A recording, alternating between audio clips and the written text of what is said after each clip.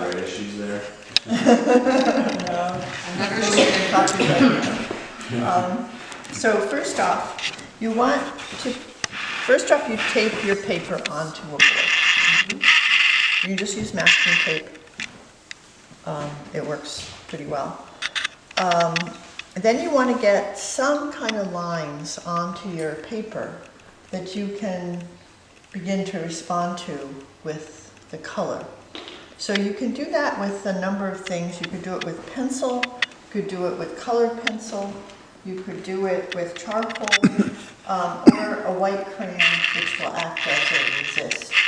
You'll see what it does. So this is my blind contour drawing. You could use your other sketches, anything you want, but it's just a way to kind of start. And so onto my new white paper, I would draw similar lines to the ones that I have on that. And since I'm drawing with a white crayon, you can't see it. And then I may take my charcoal and kind of draw some lines there that are kind of like the lines that I have there. It's all going to disappear. So, not to worry. Then you're going to put on gloves.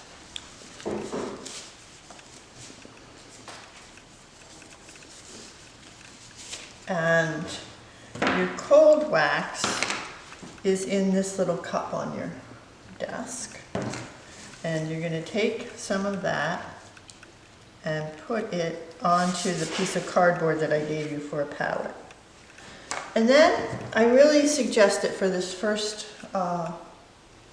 experience, you limit your palette. So I'm going to put some greens and blues onto my palette. But I'm not also going to put on yellow, orange, pink, purple, and every other color that I can think of. I'm just going to limit it. Later, you'll be able to add other things. So you make little dots of the colors.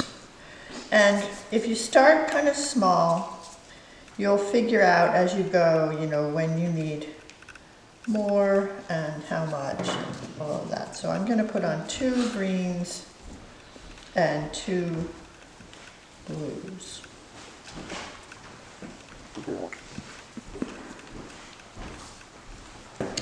Then I'm going to take the cold wax, I need a little bit more probably, and put about the same amount visually as the paint is.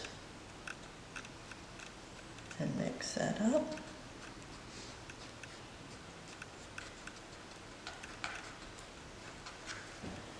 And then I could do that again, and especially with another green, I could just mix it in and it just, it'll just be a little bit different. But if I want to not have mixed it in, then I can take my rag and pull it off.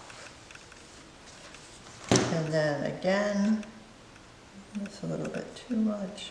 But the proportions are not really critical.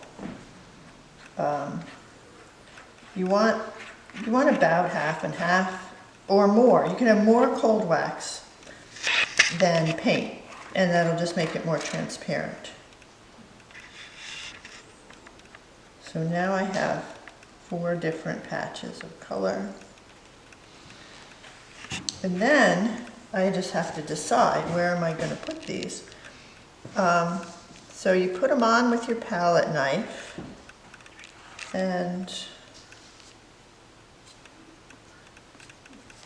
in some relationship to what you've got there. And then you take your squeegee and you pull it over.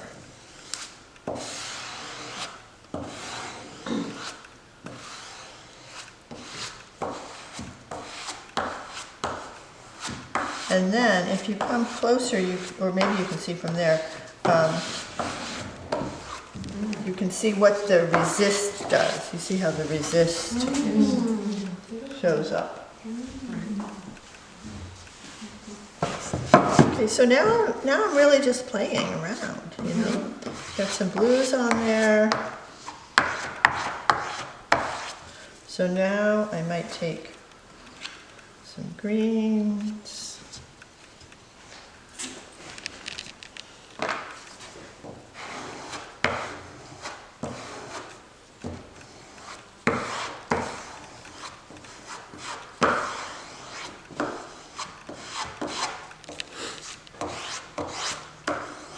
And you can see that as you layer them, you start getting all these kind of extra tones.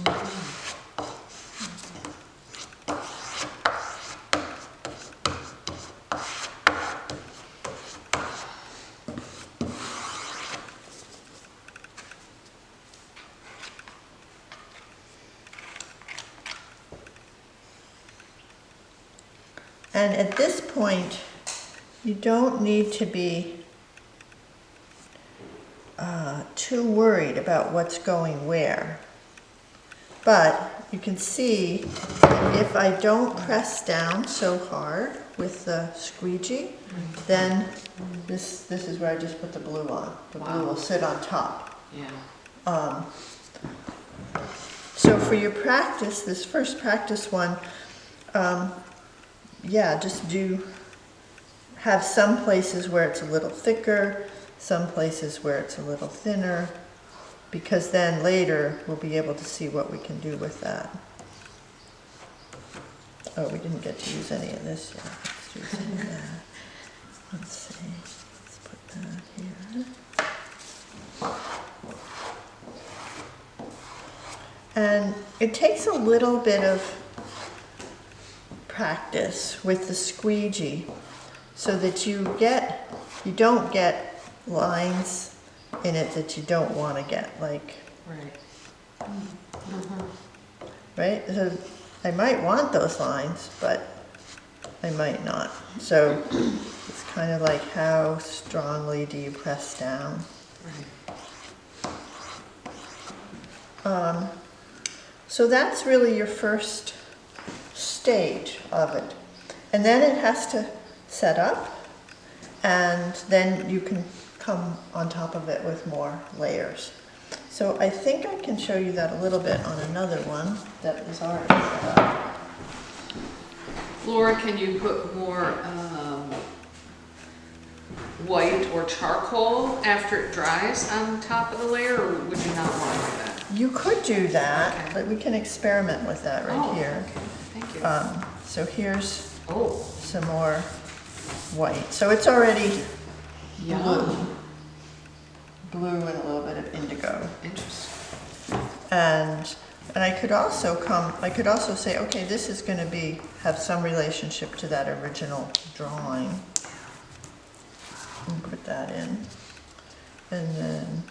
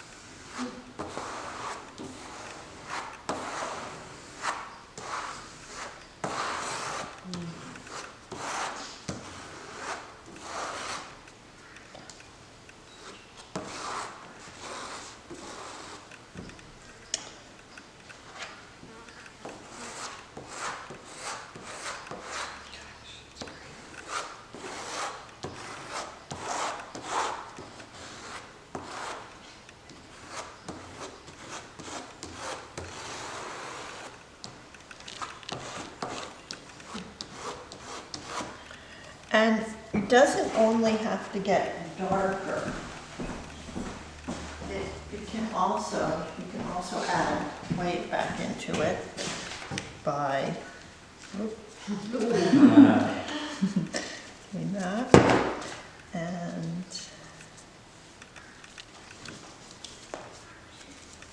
I'm going to give you each a couple of different kinds of palette knives, but it's kind of like if you had a palette knife for every possible shade of color, that would be great, but that would be, like It's a lot of pens. maybe 100 of them. So you don't have that, so you have to keep wiping it off. So now I've mixed my white in with my cold wax. And